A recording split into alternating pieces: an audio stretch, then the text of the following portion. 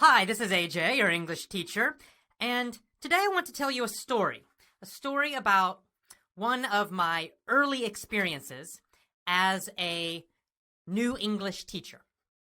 And the reason I want to tell you this story is that this story really shows why I developed the Effortless English system. It was one of the key experiences in my life that led me to search for better teaching methods for teaching spoken English.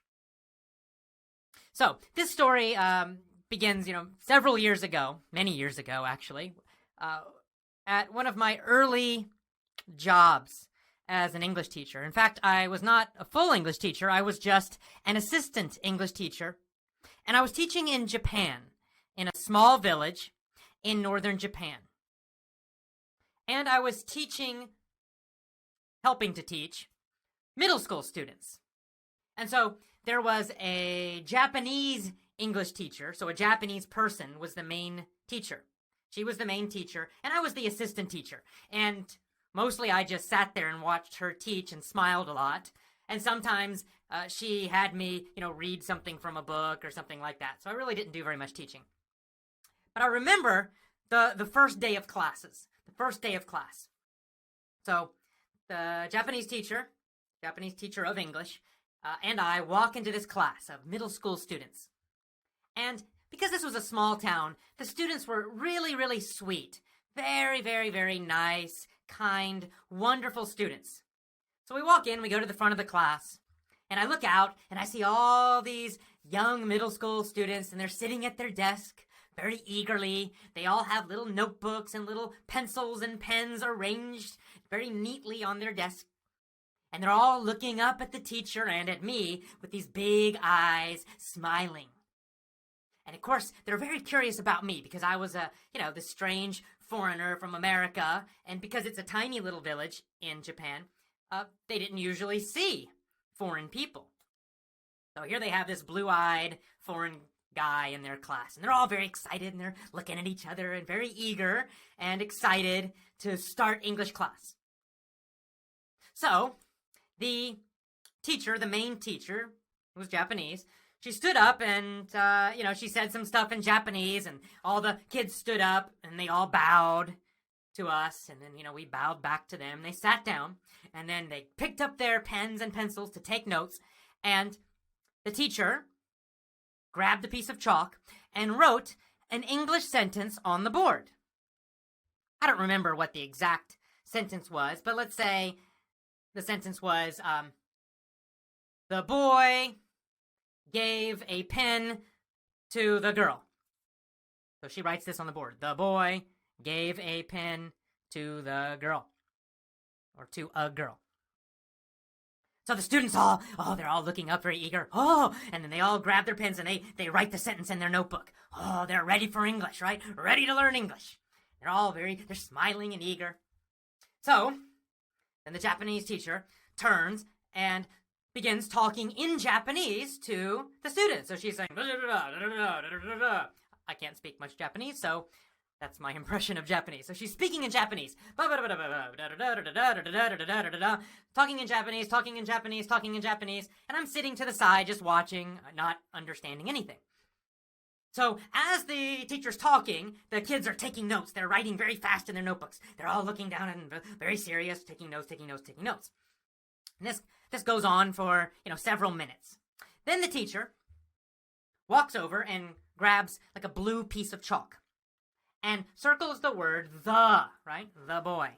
Just circles the word the. And then she writes something above it in Japanese characters. I don't know what it was. And then the students, write down more in their notebook. And then the teacher she says, the, and then she starts talking in Japanese again.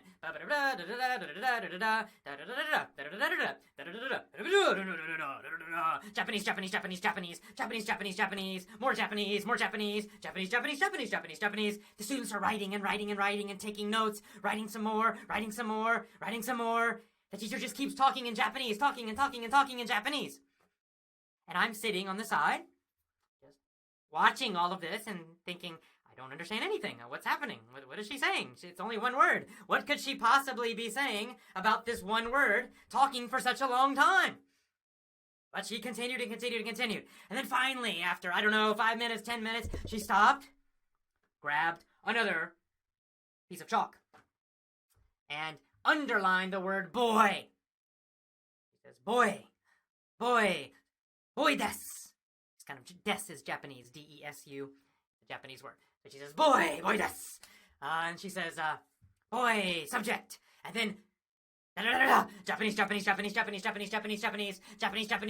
And she talks and she talks and she talks. She points to the word boy, Japanese. Then she grabs a piece of chalk and she draws an arrow from the word the, and then pointing to the word boy. And she writes something in Japanese above the arrow, and then she continues talking more in Japanese. Japanese. Talk about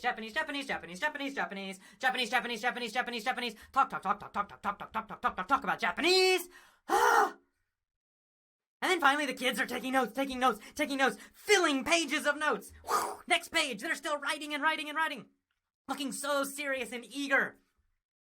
I'm just sitting there, not understanding anything. And then, of course, the teacher grabs another piece of chalk of a different color, and she underlines the word, let's say, what I say was gave. And she draws a little V, right, for verb. And she says, verb des. And then she says, so she's saying, this is a verb. And then she starts talking in Japanese again. Japanese.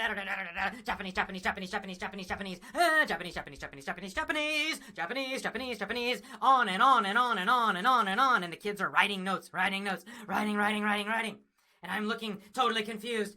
And she draws an arrow she circles the and boy together and draws an arrow to the verb. And she keeps talking. And this goes on and on and on and on and on for the whole class. The whole class about one English sentence. And of course, this whole class was in Japanese. It was 99% in the Japanese language, and maybe 1%, one little sentence, in English. Here I was, a native speaker of English, meaning I was born in an English-speaking country. I learned to speak English as a baby, all of my life, speaking English, totally fluent in English. An English teacher, and I could not understand the English class. Couldn't understand it because the whole thing was in Japanese. So I was totally confused and bewildered by this. Now, unfortunately, I wasn't the only one. Now, this is kind of a funny story when you think of it, right? This woman's talking in Japanese and writing all these, and all the students are taking pages and pages and pages of notes on one sentence. I mean, the woman talked for like 10 minutes about the word the. I'm thinking, what could she possibly be saying about that one word? How can she talk so long about just one word? What is she saying? I had no idea. I still have no idea. Why would you need to explain that one word for 10 or 15 minutes? I don't know. But here's the tragic part. Because, while it's funny, it's also a tragedy. Because what happened was that every single class, every day, was just like this. Every class was in Japanese most of the time. The teacher would draw a new sentence, and then she would draw all these circles and arrows and lines, and she'd write in Japanese all over the board, and the students would take notes, most of them in Japanese, about this English sentence. And as the days went on, and then weeks went by, the kids were not eager anymore. They didn't seem so happy anymore. They lost that. Instead, they became more and more confused, more and more frustrated, and more stressed. And then I watched as their stress level became higher and higher and higher, especially when the teacher started to give them tests. Of course, these tests were mostly grammatical. So that they would be given these English sentences, and they'd have to analyze them and discuss the grammar and write all this stuff in Japanese, and have to memorize long, huge lists of vocabulary translated into Japanese and back into English. And the kids became bored, confused, frustrated, shy, and stressed. Very, very stressed. And I watched them lose over time. I watched them lose their natural eagerness and curiosity to learn. Because the first day, their eyes were wide open, they were happy, and they really were curious and wanted to learn. And when they saw me, they really wanted to talk to me. Here I was, this interesting, strange person from another country. They were excited about the idea of learning to communicate with me in English on the first day. But then they became more and more frustrated. And they would try to talk to me sometimes, the ones that were not shy. Most of them were very, very shy, but a few who were a little more bold would try to talk to me, but they couldn't. And they would be so frustrated. Because, of course, in class, they got almost no English input. They almost never heard me speak. I mean, I was never used, really, as a teacher in that class. I would read a couple sentences or something, but I never really did much. Most of the class was the Japanese English teacher speaking in Japanese, analyzing the English language in super tiny detail. And so these kids never really learned to understand spoken English, and certainly not to use it in any way.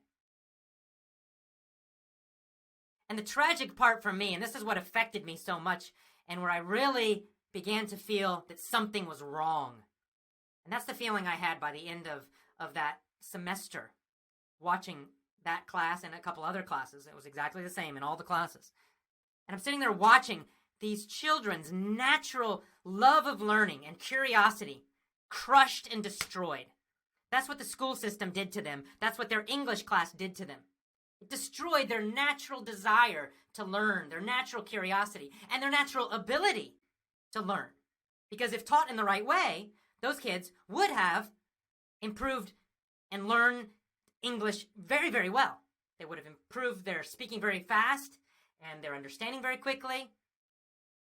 Because, kids of that age especially can learn quite quickly with languages. Adults sometimes have more mental blocks and can sometimes take a little longer. But for kids, if you teach them in the right way, it's very, very effortless and easy for them. But that didn't happen. And so I watched this. I watched their eagerness be destroyed. I watched their happiness be destroyed. I watched their curiosity destroyed. And instead, what happened is, what they got instead was, they learned to fear mistakes. That's one of the first things that the school system did to them.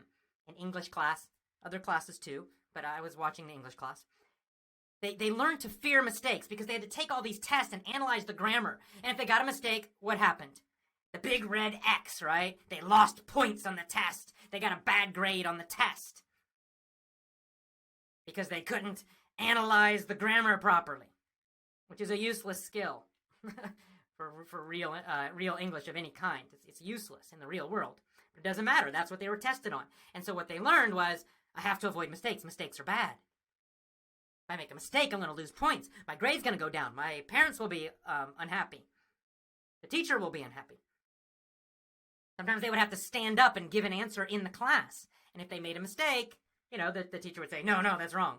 And she was a nice woman, this teacher. I don't want to make her sound like she was some horrible person. She was a friendly person. She really cared about the students, genuinely, sincerely. But this is the way she was trained to teach.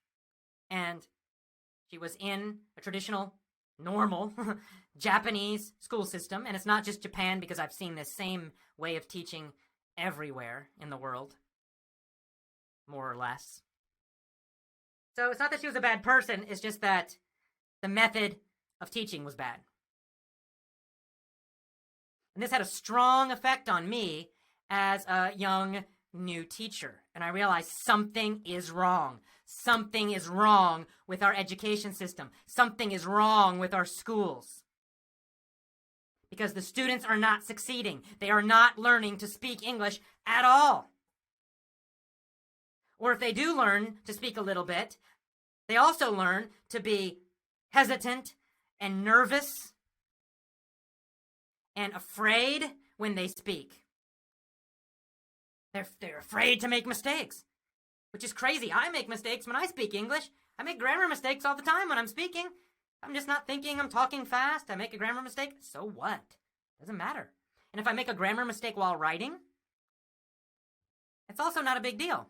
If I'm writing something that's very serious, that must be perfect, then of course I'll write it and then I'll read it again and again and again and check it for mistakes. and maybe I'll give it to another person and say, okay, will you check this? Make sure there are no mistakes. And then if we find the mistakes, we correct them.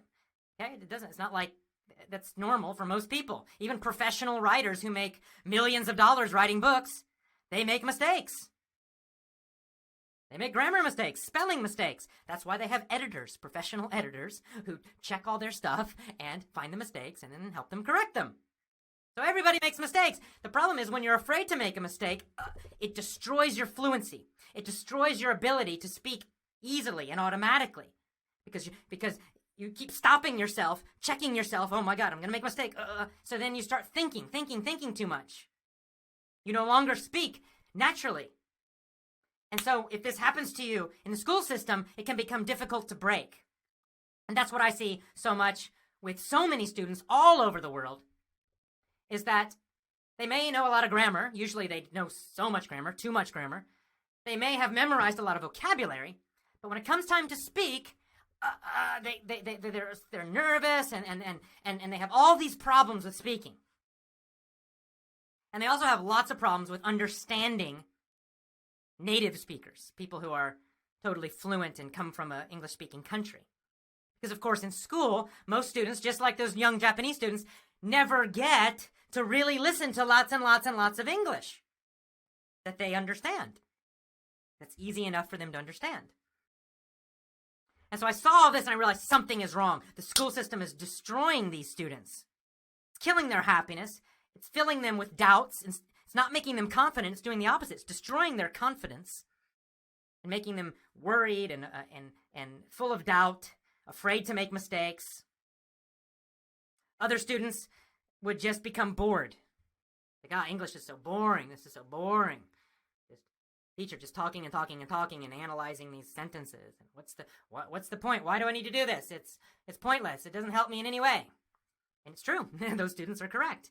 The ones that become bored, they become bored for very good reasons. Others are just confused and frustrated. They actually want to improve their English. They want to speak English very well. Maybe they need to for their future career or just personal goals.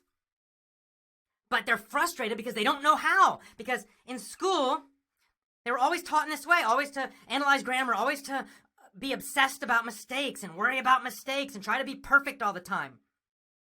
Always focused on memorizing, and translating. That's all most students know. It's the only method that most students know. And so even when they get out of school as adults and want to improve their English speaking, the only methods they know are the ones they learned in school. So they try to imitate that same method. They go and they study more grammar from books. They go and they get vocabulary books and they study those and try to memorize more vocabulary. They go get test books like TOEFL preparation books and study those and take sample tests. And of course, they become very, very frustrated and confused. So they're doing what they think they should do, but they're not getting very good results. So even after all these years of doing this in school and maybe even on their own, they're still not able to speak in a easy, natural way. And that's very frustrating. I understand that. And this is what I saw as a young teacher. I saw it in those young, wonderful students. Saw them go from being sweet and wonderful and eager and happy to being stressed, confused, frustrated, and bored. And of course, I saw this too in many other students in many other countries. And that's where I decided something is wrong with the school system, and I will not teach this way. At that time, I didn't know another choice. I didn't know what I was going to do. I just knew that the normal way did not work. I saw that the results were terrible using that way, using grammar translation, using tests and grades, worrying about mistakes, correcting mistakes all the time, memorizing vocabulary. I could see that those results for those methods were terrible. Terrible results for speaking, and also psychologically. Those methods destroy confidence, create doubt, create confusion, create hesitation. Bad results. And so that early experience was one of the main motivations for me to go out and find better methods. And it took me some time. I started doing lots of research, reading lots of books, looking for other methods, other teachers, anything else that was different than the normal way and that got good results. And so it was a search that took several years. I had to go back to school, get a master's degree. And that's another story which I'll talk about later. But of course, eventually I did find much better methods that do work, that get great results with spoken English. And that's the Effortless English system that you have now. And that I'm teaching you with all of my videos and audios, and of course that I use in my lessons. So the point of this is that the school system crushes and destroys natural learning. So whether you get my lessons or not, let me just warn you. Do not use the same methods that you learned in school. If you want to do all of this by yourself, you don't want to get my lessons and you don't want to buy anyone else's lessons, you're going to do it all by yourself, that's fine. But just do it in a way that uses the 7 rules of Effortless English that I teach in my email course. Use those rules. Do not keep doing what you learned in school. Don't keep studying grammar textbooks. Don't keep taking sample tests from TOEFL exam books. Don't keep trying to memorize and translate vocabulary. You've been doing that for years. It has not gotten good results for you. And continuing to do that will continue to get you bad results. So try something different. Use those 7 rules. You can take those 7 rules and design your own learning plan that will be much more effective. And you'll get so much better results. That's why I created that 7 rules email course, because I want it to be available to everybody, free. So you can, if you want to, you can just design your own way and it will work and you'll have confidence and happiness and be able to speak in a natural, clear way. And the reason I created my VIP program and my lessons was just to make it more convenient. Some people don't have the time or focus or energy to create their own learning plan, and they just want something convenient and say, oh, just give me something that you've already done, and those are my lessons, and you can buy those, and that works too. But whatever choice you make, just don't follow that old system, because it will just continue to frustrate you, and it will destroy your speaking ability and confidence. Use the 7 rules. Use the Effortless English system. Okay, well, anyway, I love teaching you. I'm so happy that you are listening to my audios and using my method to improve, and I hope that you'll be much happier than those poor middle school students in Japan were. Have a great day. See you again. Bye-bye.